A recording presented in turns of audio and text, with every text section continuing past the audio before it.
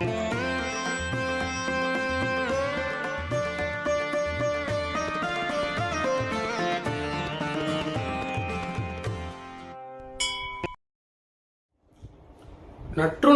நமச்சிவாயவே. பெரிய புராணத்துல நாயன்மார்கள் வரலாறு பார்த்துட்டு இருக்கோம்.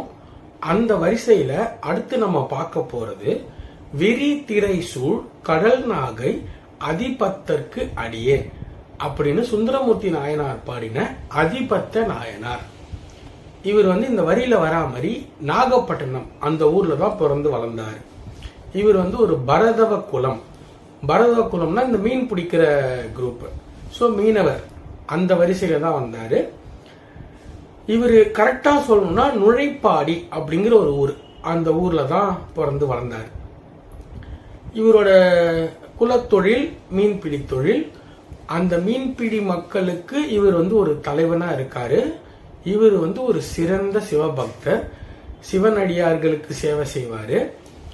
அதுவும் இல்லாம இவரோட சிவபக்தி இது எப்படிப்பட்ட பக்தி அப்படின்னா, இவர் ஒரு கொள்கை வச்சிருக்காரு. என்ன மாதிரியான கொள்கைனா, தான் பிடிக்கிற மீன், இன்னைக்கு போய் மீன் பிடிக்கிறாருன்னா அதுல வர முதல் ஒரு வீசு பண்ணி வர்ற மீன், அதுல 10 மீன் வந்தா அதுல சிறந்த மீன் எதுவோ அது சிவனுக்கு. ஒரே ஒரு மீன் தான் வருதா, அந்த ஒரு மீன் அப்படியே சிவனுக்கு அப்படின்னு. ஏன்னா வலை வீசும் போது எப்படின்னா நிறைய வீசுவாங்க. முதல்ல வீசி வர்ற முதல் எடுப்பு அதுல முதல்ல இருக்கிற சிறந்த மீன் சிவனுக்கு அப்படின்னு திருப்பி கடல்லே விட்டுருவார். இது இவரோட கொள்கை. இது சிவனுக்கு சமர்ப்பணம் பண்ற மாதிரி கணக்கு. இவரு குரூப்பா மக்களோட போவாரு மீன் பிடிக்க. மீன் எடுக்கிறார், அதுல ஒரு சிறந்த மீன் வருது, கடல்ல விட்டுறார், மீதியை எடுத்துட்டு வர்றார், வியாபாரம் பண்றார். அந்த மீன் மட்டும் இல்ல, அதோட சேர்ந்து கடல்ல இவர் முத்து பவழம் இந்த மாதிரி என்னென்ன கிடைக்குதோ, சிப்பிங்க இந்த மாதிரி எது கிடைக்குதோ அதெல்லாம் எடுத்துட்டு அதையும் வியாபாரம் பண்ணுவார். அப்படிப்பட்டவர். இப்படி பல காலம் போகுது. சிவன் சோதனை கொடுக்கணும்னு நினைக்கிறார். அதனால என்ன ஆகுதுன்னா, ஒரு முறை போறார், கூட இருக்கிற எல்லாருக்கும் மீன் கிடைக்குது, இவரோட வலையில மட்டும் எந்த மீனும் வரல. திரும்பி வந்துடுறார். திரும்பியும் போறார், திரும்பியும் வரார், கிடைக்கல. இப்படியே போய்கிட்டு இருக்கு. இப்படியே போக போக என்ன ஆகும்னா, ஏன்னா இதை நம்பிதான் தொழில் செய்யறவங்க, வியாபாரம் இது செஞ்சாதான் அவங்களுக்கு வருமானமே.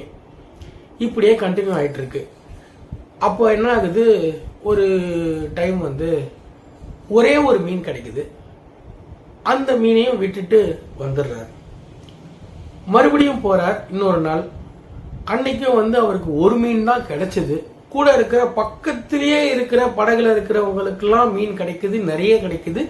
இவரோட வலையில மட்டும் ஒரு மீன் தான் விழுது. அதையும் சிவனுக்கு கொடுத்துட்டு வந்துடுறார். இப்படியே கண்டினியூஸா பண்ணிட்டு இருக்கார். ஒரு நாள் என்ன ஆகுதுன்னா, இதே மாதிரி போறார், வலை வீசுறார். ஒரு தங்க மீன் கிடைக்குது. சாதாரண தங்க மீன் கூட கிடையாது, மீனே தங்கம். அந்த மீன்ல பல மாணிக்க கற்கள், முத்து அந்த மாதிரிலாம் வச்சு சூப்பரான ஒரு மீன் கிடைக்குது. இது எப்படிப்பட்ட இதுனா, கூட இருக்கிறவங்க சொல்றாங்க, இந்த ஒரு மீன் மட்டும் போதும், உனக்கு மட்டும் இல்ல நம்ம எல்லாருக்குமே பல தலைமுறைக்கு வரும், அந்த அளவுக்கு இருக்கு. இது போதும், உனக்கு இத்தனை நாள் கிடைக்கலனாலும் இன்னைக்கு கிடைச்சது எவ்வளவு பெரிய விஷயம் அப்படின்லாம் சொல்றாங்க. அந்த மீனையும் இவர் கடல்ல விட்டுறாரு. ஏன்னா தனக்கு கிடைச்ச முதல் சிறந்த மீன் எதுவோ அது சிவனுக்கு சமர்ப்பணம் அப்படிங்கறது அவரோட கொள்கை. அதையும் இவர் விட்டுறார். எல்லாரும் என்னப்பா இதை போய் இப்படி பண்ணிடுற அப்படின்றாங்க. அவர் சொல்றார், தன்னோட கொள்கை இதுதான், சிறந்த மீன் சிவனுக்கு சமர்ப்பணம், எதுவுமே இல்லைன்னா முதல் மீன் சிவனுக்கு சமர்ப்பணம். அப்ப அந்த இடத்துல பார்வதி தேவியோட சிவன் காட்சி தரார். அவரோட இந்த ஒரு கொள்கை, அதாவது முக்கியமா சொல்றது என்ன அப்படின்னா, வறுமை என்னும் பதம் தந்து, முடிஞ்ச வரைக்கும் வறுமையை கொடுத்துதான் சிவன் அந்த ஒரு கொள்கை மீறாம இருக்கீங்கன்னு பாப்பாராம். அப்படி தனக்கு எவ்வளவு வறுமை இருந்தாலும் கொள்கை மாறாம இருந்து அந்த கிடைச்ச ஒரு பெரிய தங்க மீனையுமே சிவனுக்கு கொடுக்க நினைச்சதுனாலதான் இவர் சிவனடியாரவே ஆகிறார். இன்னைக்கும் இந்த வருஷமும் நீங்க பாத்தீங்கன்னா நாகப்பட்டினத்துல தங்கமீன் திருவிழா அப்படின்னு ஒரு ஃபெஸ்டிவலே நடக்குது.